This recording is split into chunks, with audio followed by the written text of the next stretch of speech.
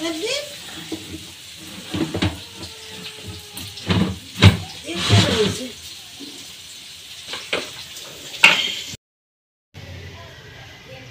বন্ধুরা, ছোট ছোট করে পনিরটা তো কেটেই নিলাম। বুঝতেই পারছো আজকে একটা পনির দিয়েই রেসিপি করব আমার রান্নাঘরে। দেখতেই তো পেলে আজকে পনিরের একটা রেসিপি নিয়ে হাজির হয়ে গেছি।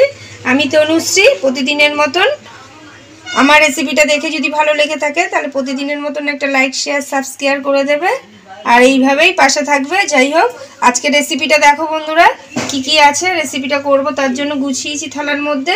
পনির তো দেখলেই ছোট ছোট করে কেটেছি, আলুও ঠিক ছোট ছোট করে কেটে নিয়েছি।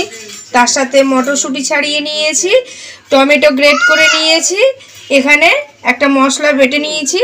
মশলাটার মধ্যে কিছুই নেই, আদা বাটা আর কাঁচা লঙ্কা বাটা আছে। এখানে চাল মগজ আর কাজু বাদাম আছে। প্লেটে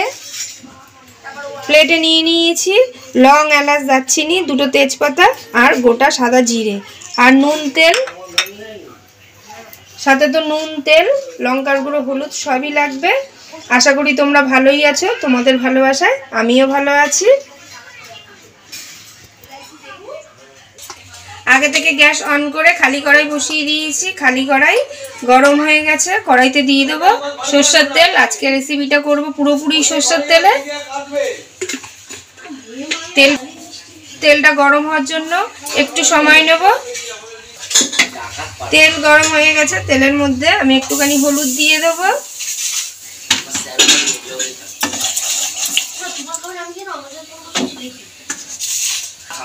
পনিরগুলো দিয়ে ভেজে নেব।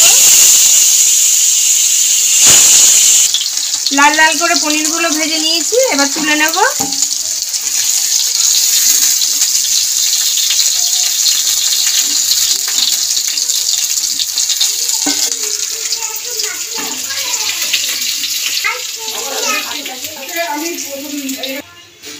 লাল লাল করে পুরো পনিরটা ভেজে নিলাম। আলুটাকেও ভেজে নেব।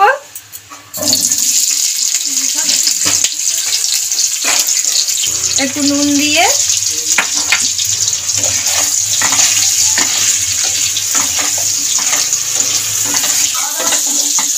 আলুটাকেও লাল লাল করে ভেজে নিচ্ছি। লাল লাল করে আলু ভাজা হয়ে গেছে। আলুগুলোকে এবার তুলে নেব।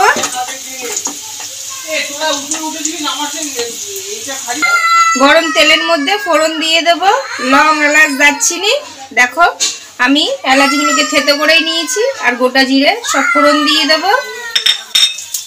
তার সাথে দুটো তেজপাতা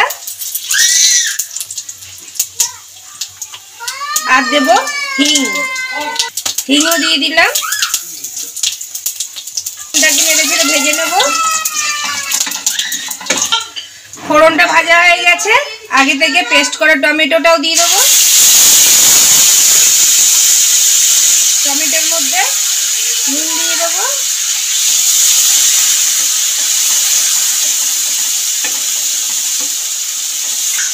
আদা লঙ্কা পেস্টটাও দিয়ে দেবো। মিক্সিতে করে রেখেছিলাম। নেড়ে ছেড়ে ভেজে নেব একসাথে করে। আদা, কাঁচা লঙ্কা বাটাটাও ভালো করে ভেজে নিয়েছি। এবার দিয়ে দেবো জিরের গুঁড়ো, হলুদ আর কালার হওয়ার জন্য দেবো কাশ্মীরি লঙ্কার গুঁড়ো।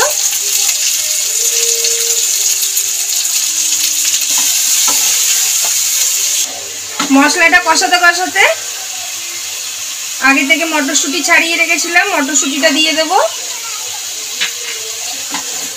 দিয়ে ভালো করে কষিয়ে নেব মশলাটাকে।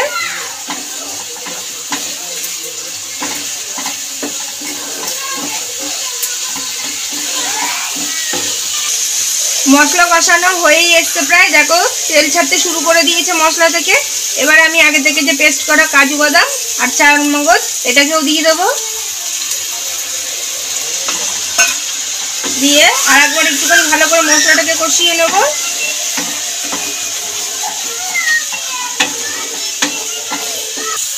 মশলা কষানো হয়ে গেছে। এবার আমি মশলা ধোয়া জল দিয়ে দেব।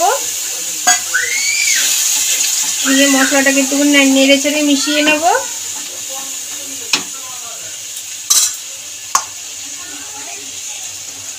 আগে থেকে ভাজা আলুও দিয়ে দেবো।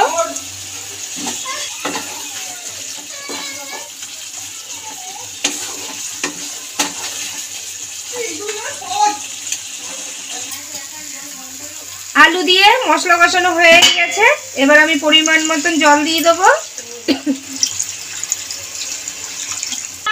পরিমাণ মতন জল দিয়ে দিয়েছি, ব্যাস এবার স্বাদ মতন একটু নুন দিয়ে দেবো। দিয়ে আমি তো তোমরা তো জানোই আমি রান্না করার সময় একটু ঢাকা দিয়ে রান্না করতে ভালোবাসি, যাতে তাড়াতাড়ি করে সবজিটাও সেদ্ধ হয়ে যাবে আর গ্রেভি হোক ঝোল হোক সেটা তাড়াতাড়ি ফুটে যাবে। এবার আমি একটুখানি ঢাকা দিয়ে দেবো, ব্যাস একটুখানি সময় ঢাকা দিয়ে রাখবো। কিছুক্ষণ আমি ঢাকা দিয়ে রেখেছিলাম, ঢাকাটা এবার খুলে দেব। গ্রেভিটা ফুটতে শুরু করেছে, আলুটাও সেদ্ধ হয়ে গেছে, আমি আর ঢাকা দেব না। পনিরগুলোও দিয়ে দেবো।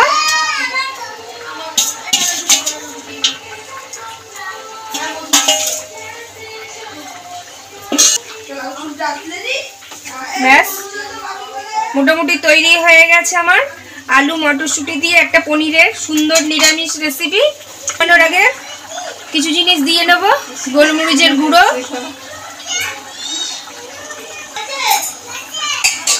গরম মশলার গুঁড়ো আর দেবো একটুখানি ঘি আর 1 চামচ দেবো চিনি। ব্যাস রেডি হয়ে গেছে আমার রেসিপি মটরশুঁটি আলু পনিরের একটা নিরামিষ রেসিপি। এবার আমি নামিয়ে নেব। নিরামিষ দিনে একদিনকে তোমরা করে খেয়ে দেখতে পারো, এরকম মটরশুঁটি দিয়ে আলু দিয়ে পনির দিয়ে নিরামিষ একটা রেসিপি, দারুণ লাগবে।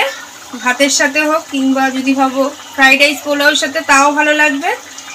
আমার রেসিপি করে খেয়ে একদিন ভালো ভালো কমেন্ট করেও তোমরা জানিও যে কেমন হয়েছে আমার রেসিপিটা। তোমরা এরকম কমেন্ট করলে এরপরে আমিও আরও ভালো ভালো রেসিপি তোমাদের কাছে নিয়ে আসতে পারবো।